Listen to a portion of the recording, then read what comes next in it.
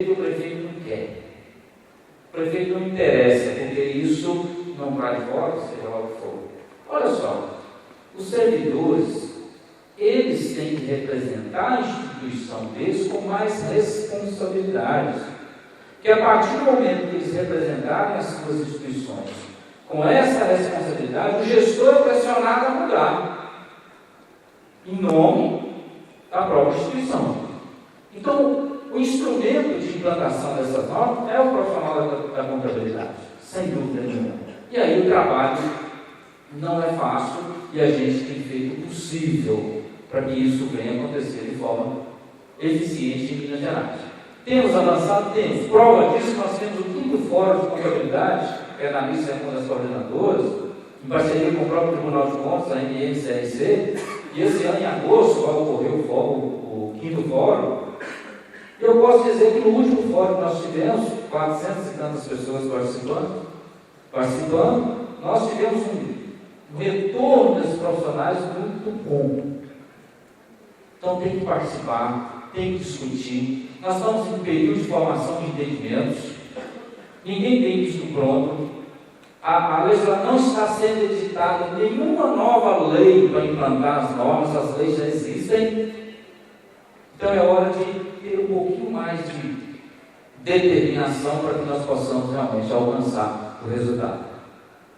Bom, para falar em aspectos relevantes, que é o tema principal que eu fui convidado para fazer, aí nós temos que deixar claro que a contabilidade pública ela sai do processo único e exclusivo orçamentário e regime de caixa e passa a adotar o regime de competência e praticar a contabilidade patrimonial.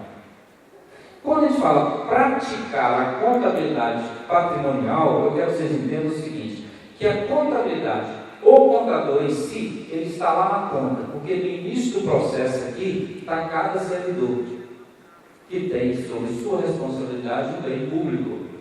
A área de patrimônio, controladoria interna, porque nós vamos ver aqui que a lei de 4.320 ela deixa claro que a contabilidade registra de forma analítica os resultados dos bens patrimoniais. Então isso não pode ser atribuído como uma função do contador, porque não é. Bom, prazo para que isso aconteça, olha só, esse prazo. Aí alguém fala assim, mas o Tribunal de Contas do Estado de Minas Gerais não manifestou nada. Será que nós trabalhamos com o Tribunal? Será que as normas brasileiras só vão ser implantadas se o Tribunal manifestar? Nós trabalhamos para o município, nós trabalhamos para uma prefeitura, para uma autarquia, para uma câmara, então é nossa obrigação. O plano de contas aplicado ao setor público tem que ser adotado este ano. Então, as demonstrações contábeis nós temos que estar praticando estas demonstrações até o final do ano.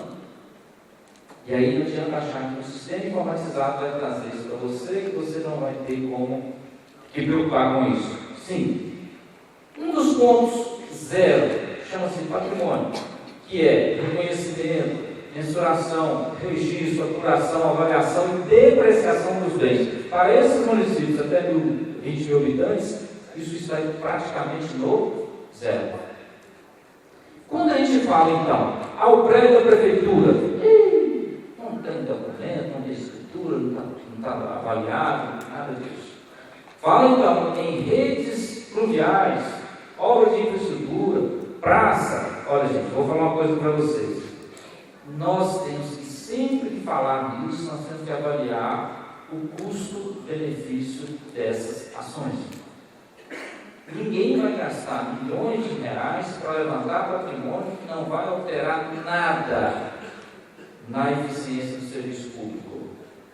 Então a ideia básica é deixar claro ao Tribunal de Contas que os bens que estão sendo construídos a partir de agora devem sim, por obrigação, ou seja, a partir de vigor as normas, estar devidamente tomada no nosso patrimônio. E os demais? Os demais não, porque o princípio da economicidade, nós vamos invocar para que nós não gastamos milhões de reais para levantar bens que já estão produzindo serviço público e não é necessário nesse momento gastar esse dinheiro todo. O que nós precisamos é estruturar e nos prepararmos gradativamente para fazer com que os bens já existentes venham fazer parte do nosso ativo. Então, deve-se fazer isso de forma gradativa e bem formada. Eu vou citar o Tribunal de Contas do Estado de Pernambuco, que já prestou essa orientação aos municípios.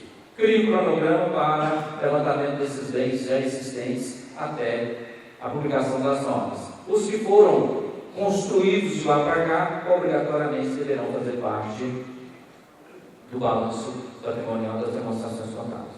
Ok, coerência, eu acho bacana, dá para fazer? Dá.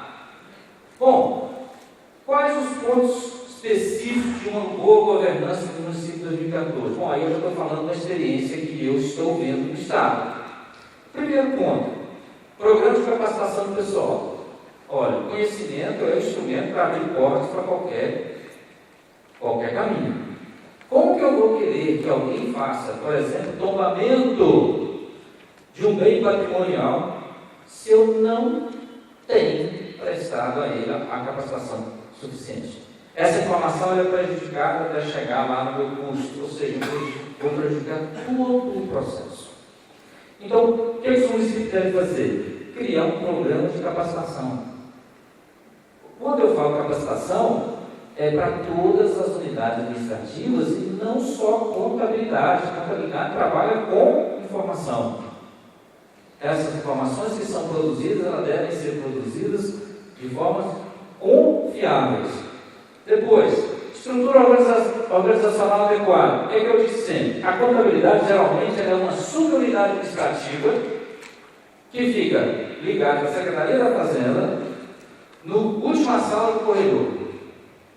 Pois, peraí, como que você quer uma demonstração de alto nível ou uma consolidação contábil se você não dá destaque à sua área contábil? Por que você tem um procurador-geral, 4 assessores jurídicos e um contador? Mesmo assim, ele é subunidade administrativa de uma secretaria. Então, nós temos que entender que a contabilidade passa a ter um papel importante na gestão do município. Descentralizar os procedimentos contábeis, como, por exemplo, autorização de empenho, sistema integrado, cada um faz o seu, e a contabilidade simplesmente referenda isso. Tem que ter um contador na Secretaria de Saúde, óbvio, lá tem um fundo, na educação, óbvio, do outro lado. E o contador geral responsável pela consolidação e assinatura desse balanço. Profissionalização. Agora, se continuar tratando a contabilidade como uma subunidade administrativa, vocês vão continuar tendo problemas para demonstrações contábeis de alto nível. Nós temos que dar nível de secretaria para a contabilidade geral. Isso é óbvio, não tem como fugir disso. É o coração da gestão está na contabilidade. Bom, instrumento de planejamento adequado às novas normas contábeis. Aí nós vamos falar especificamente chamado PPA. PPA em alguns municípios é cópia do município vizinho, que o assessor presta serviço naquilo lá e trouxe de lá para cá. A lei de estrutura nem é consultada para fazer aquilo. O plano de governo do prefeito só existe na época da campanha. Hoje em dia não existe. Um plano de governo é o ponto de partida para a elaboração de um PPA. Os programas devem ser definidos de forma que você consiga identificar as ações de forma física e financeira, para que consiga aferir a execução dessas ações logo em seguida. Sistema integrado, não tem como fugir disso, a legislação já exige. Adequação ao plano de conta. Como você vai fazer a adequação do plano de conta? Criando grupos de trabalho dentro do seu próprio município para que possa ser discutido e implantado. Aí você tem que envolver controle interno, outras áreas da tecnologia da informação, você tem que envolver assessoria, você tem que envolver, obviamente, a contabilidade.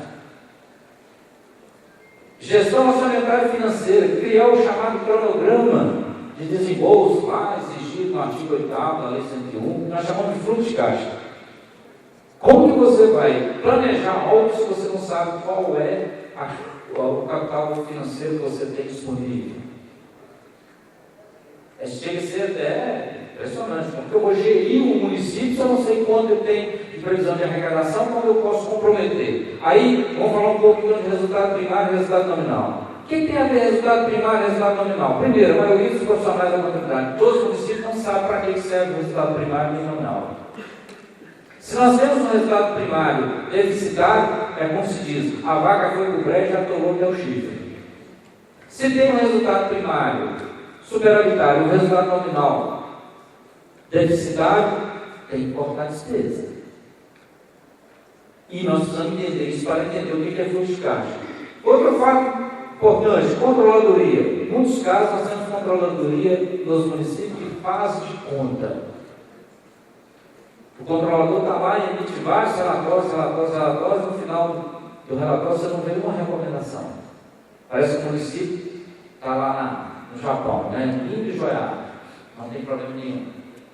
Então, tem que sacudir o controle interno participar desse processo de regulamentação. Equipamentos adequados e seguros, tecnologia da informação. Bom, então vamos falar de aspectos relevantes. Quais são os aspectos relevantes, então, nessa contabilidade? Vamos falar dos princípios. Princípios contábeis, né? A perspectiva do setor público. Nós não temos mais a linguagem, princípios aplicáveis à contabilidade pública. Então, são princípios contábeis sobre esse aspecto do setor público. Lógico, norma do Conselho Federal. Aí nós temos primeiro o princípio de identidade. Como eu disse, o município não pode esperar que a STM, o Tribunal de Contas, venha disciplinar o que ele tem que fazer, porque ele tem autonomia. Ele tem autonomia para ele destinar os seus bens, e assim como regulamentar os seus bens e, obviamente, prestar contas do serviço público que esses bens estão gerando. Isso vai trazer uma mudança significativa. Continuidade. Eu compro um bem no meu município, ele tem que obedecer o princípio da continuidade. O que é? Produzir serviços públicos durante o período de vida útil para que ele foi comprado. Aí vem a chamada vinculação. Lembrando, a norma contábil não fala em vinculação. Mas vou dar um exemplo. O prefeito vai lá e compra um ônibus escolar. Vida útil do ônibus, digamos, 8 anos. Tem 4 anos de uso, o prefeito fala assim, tira aquele ônibus de transporte escolar e joga lá para a assistência social. Ele pode fazer isso? Em obediência ao princípio da continuidade? Não. Por quê? Porque o bem tem que cumprir a sua finalidade para a qual ele foi adquirido. O que é isso? Ele pode, por exemplo, tirar esse ônibus e colocar assistência social? Pode, mas qual o valor do patrimônio dele? Sei lá, 50 mil. A assistência social tem que repor lá na educação 50 mil, porque para cumprir a finalidade do dinheiro público. Isso nunca foi feito. Claro, em Minas Gerais não acontece esse negócio de tirar motor de ônibus, colocar no caminhão caçamba. Não acontece também o ônibus do transporte escolar transportar jogador, transportar não sei o quê. Certo? Mas houve uma época remota que isso já aconteceu. Agora, as normas vão impedir isso? Não. Quem impede isso é a gestão. Então não adianta fazer normas se não tiver quem interpreta e cumpre as normas. Competência, aí sim, o fato gerador ocorreu e tem que ser registrado. Princípio da oportunidade. Olha, claro, aí nós temos que ter a consciência que nós temos a oportunidade de fazer as coisas mudarem. Aí alguém fala assim, professor, lá no meu município eu não tenho registro de patrimônio, eu não tenho inventário, eu não tenho nada. Começa do zero. A norma nos dá a oportunidade chamada ajuste. Se nós podemos fazer a coisa daqui para frente funcionar, por que ficar agarrado em passado histórico? Anteriores. Eu encontrei uma geladeira na cantina, não sei de onde ela veio. E daí? Faça a avaliação e ali ela está tombada, ali ela está para frente, agora ela vai ter uma vida útil determinada e pronto. Prudência. Princípio da prudência. Por exemplo, a norma diz, para o passivo, sempre o maior, para o ativo ou menor. Claro, você tem uma margem de segurança. Outro ponto importante, ligar à prudência. Chego lá no município, vamos citar aqui o município, Santa Rita do Coelho, que está ali o nosso controlador geral. Eu chego na Santa Rita do Coelho e falo assim, aí, controlador, traz para nós o inventário, ele traz o inventário, eu começo a ver o inventário, está lá, telefone, R$50. Grampeador, R$20. Olha, gente, isso, o princípio da eficiência, jamais poderá permitir uma coisa dessa. Eu trago, no último livro que eu publiquei sobre patrimônio, eu trago a seguinte ideia: bens até R$800 não serão tomados como bens permanentes. O que eu vou fazer com o princípio da prudência, princípio da economicidade, da eficiência, da eficácia? Imagina que eu tenho um bem que dura 4 anos e ele custa R$250. O controle dessa depreciação, ele é mais oneroso que o próprio benefício produzido pelo bem. Mas isso significa que eu vou classificar isso como material de consumo? Sim. Mas ele vai ter algum controle? Vai. Chamada relação carga. Ele não vai ser colocado assim de qualquer forma. Aí o secretário de Educação sempre pergunta: então quer dizer que eu não preciso tomar cadeira por cadeira lá na minha escola? Não precisa não. Porque senão o que você faz? Insta o seu patrimônio, você passa a não controlar e você acaba desprezando como foi feito até hoje. Então o município tem essa autonomia para agir dessa forma e controlar de forma eficiente o seu patrimônio. Registro pelo valor original, claro. Então por isso que nós temos que pensar que nós produzimos a partir daquilo que a norma está em vigor. Não há como fugir da responsabilidade de contabilizar. Tem que estar tomado, tem que estar patrimonializado, sem dúvida nenhuma. Bom, veja bem, isso seria um balanço patrimonial de um município que nós teríamos de acordo com as normas anteriores à norma brasileira de contabilidade aplicada ao setor público. Quais são os ganhos com isso? Qual o fator relevante que mudaria com isso? Simples, vamos começar por aqui. Olha lá, imposto a receber. Imagine você que lá no município X, o lançamento do IPTU, pronto, saiu em janeiro, mas o vencimento é 30 de abril. Aí você vai na contabilidade, você não vê nenhum registro na contabilidade patrimonial do IPTU, porque ele é feito no regime de caixa. Então, isso só vai ser contabilizado a partir do momento que esse dinheiro ingressar nos cofres do município. Gente, numa visão contábil, isso é inaceitável. Por quê? É um direito do município que está sendo descartado, está sendo renunciado. Então, isso a partir de agora tem que ser regime de competência, tem a obrigação de estar devidamente registrado. E aí vocês vão ter só em IPTU cerca de 8 lançamentos. Ah, mas isso é muito difícil. Olha, se fosse fácil, nós já estávamos praticando isso há muito tempo. Bom, aí nós vamos ter ainda os ajustes para devedores duvidosos. O que é ajuste para devedores duvidosos? É aquela coisa que a gente faz de conta que lançou o IPTU no registro, mas quando a gente recebe, registra na caixa, e a diferença entre o que você lançou e o que você não recebeu, nós chamamos atualmente isso de risco fiscal.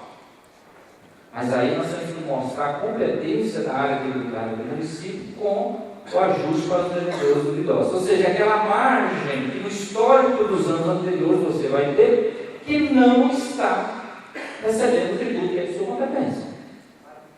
E para surpresas de vocês, alguns municípios atingem o percentual de até 70% daquilo que é lançado